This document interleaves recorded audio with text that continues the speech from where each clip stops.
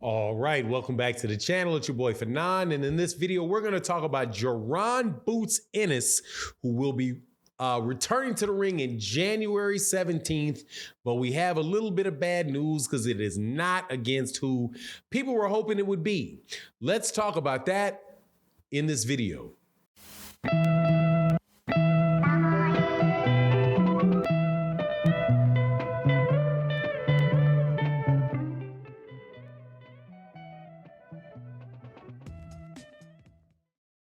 All right, welcome back to the channel. It's your boy Fanon, and in this video, we're going to talk about Jaron Boots Ennis, the up-and-coming welterweight contender who many people believe already is the best guy in the weight division, despite there being two pound-for-pound top 5 fighters in the weight division in Errol Spence Jr. and Terrence Bud Crawford. Now, before I get into the subject matter of the video, let me welcome you back to the channel. If you are a longtime subscriber and supporter of the channel, welcome back to the channel. Thank you guys so much for your continued support. If you are new to the channel, please accept my invitation to hit that subscribe button, hit that bell icon so you can be notified of when we release more videos. And also definitely want to give a big shout out to my man, King Judah, who was in the live stream today and was going at it in defense of his guy, Devin Haney, when after this Gervonta Davis news with Ryan Garcia. Thank you so much for your continued support, King Judah. Now, let's get into the subject matter of this video. Okay, there had been some reports out there from various subjects, places, not just one, that Jaron Ennis would be fighting in January, and that the opponent that he would be fighting against, or there was a chance that he would be fighting against, would be another top level contender in the welterweight division that goes by the name of Speedy Rashidi Ellis, who is the brother of Ronald Ellis, who I do believe used to be up at I think he's a 160 pounder, much bigger fighter, a larger fighter. Not saying he's a better fighter, but a very, very good fighter. We just recently seen on his in his debut with the PBC in a fight that he won. The biggest win that he's had was over when he used to be with Golden Boy, and he beat a prospect, an up and coming prospect by the name of Alex Rocha. Looked very, very good in that fight, and for his and you know what they say, no good deed should go unpunished. After he beats Alex Rocha, he winds up getting put on the bench and not getting a lot of fights for a while. Now, Oscar De La Hoya said that he turned down fights, but whatever the case is, he didn't get the fights for whatever the reason is, whatever the reasons were. And now he's over at the PBC, and he had said previously that he wanted to fight Jaron Ennis. You know, Jaron Ennis is in the top 4 of every sanctioning body. He's actually the mandatory for the IBF championship. That is currently held by Errol Spence Jr. And Speedy Rashidi Ellis said that he would like to get that fight. Now, unfortunately, it doesn't appear that that is the case, because Jaron Ennis' trainer just today on YSM Sports Media gave an interview. Shout out to YSM Sports Media. Make sure you guys always support them. I don't play their content. I do make comments on the content they do over there. So make sure you go over there, subscribe, all that good stuff, because out of the Philly gym and Philly gyms, and especially when it relates to Jaron Ennis, very, very good source for updates and news. He says that Bozy Ennis said to YSM Sports Media that they are not fighting Speedy Rashidi Ellis next. And in fact, Speedy Rashidi Ellis team had turned down the fight, despite the fact that Speedy Rashidi Ellis was offered twice as much money to fight Jaron Ennis as he would have been in the fight that he wound up taking. Now, I'm not sure when this fight was offered, based on what Bozy had said. Bozy Ennis said whether it was before the last fight for Rashidi Ellis or whether, whether it was right now and recently. But what he also said was, we don't have really any interest in fighting Rashidi Ellis because Rashidi Ellis is like number 10 in the rankings, and we're not trying to go backwards. We're trying to fight the champions, the contenders. We want to fight people who are in the top 5, taking a step back to fight a guy that's ranked number 10.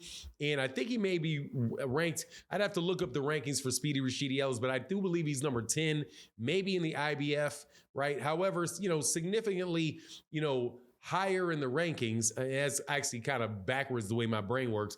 It seems to me that he's lower in the rankings. He's not ranked as highly because the numbers go backwards. The higher the number, the lower your ranking.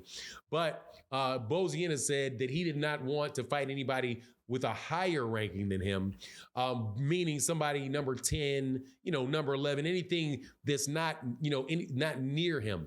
Now that is going to be a difficult thing for Jaron to do, seeing as Jaron is number 1 in the IBF. He can't fight anybody above him other than the champion.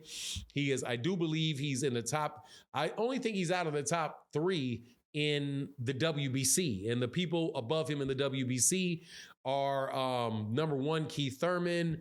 Number 2, I think, is Virgil Ortiz. I'm not sure who the other guy the other welterweight that's in the top, ranked top in the WBC is, but he's somewhere up there in the top 4. Same thing with the WBO, and the same thing with the WBA. So in order for them to do that, that's going to be difficult unless they get a shot at the champion, which they very well may be able to get, and they're aiming at getting with Amanda Stanionis, who is the WBA regular champion, who's also a mandatory for Errol Spence Jr. as a result of the WBA having ordered a fight between Stanionis and Ugas before Errol Spence Jr. actually beat Ugas this last April. So unfortunately, again, for Jaron Ennis and Speedy Rashidi Ellis, because, to be fair, there's a lot of people that are really high on Speedy, on Rashidi Ellis. Rashidi Ellis most definitely looks like a very, very good fighter. Top-notch fighter, no doubt about it. Whether or not he's the level of fighter that Jaron Ennis is, or Errol Spence Jr. is, or Terrence Crawford, that remains to be seen. And again, like I said earlier in the video, he's not really been featured as much because he was over there at Golden Boy. But hey, man, there may be a chance that, he really can, go above and beyond. And I would love to have seen that fight. So, who will Jaron Ennis fight next? Boziena said, the perfect fight for them, which, because it's not going to be one of the champions, would be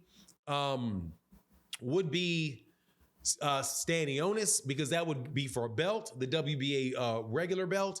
Now, the question that was posed, though, by YSM, and I didn't listen all the way to hear the answer, which was, if Jaron fights Stanionis for the WBA belt, would that prevent him, because he's now a WBA champion, would that mean that he's no longer going to be in the rankings of the other sanctioning bodies? And I think that may be the case. Now, there were other instances where that wasn't the case, like where you have the WBC Diamond Belt, where Dillian White was the Diamond champion for the WBC, but he was not. But he was also in the rankings for the rest of the division. And the real answer to that question is, I think it just depends on if the sanctioning bodies want to do it or not.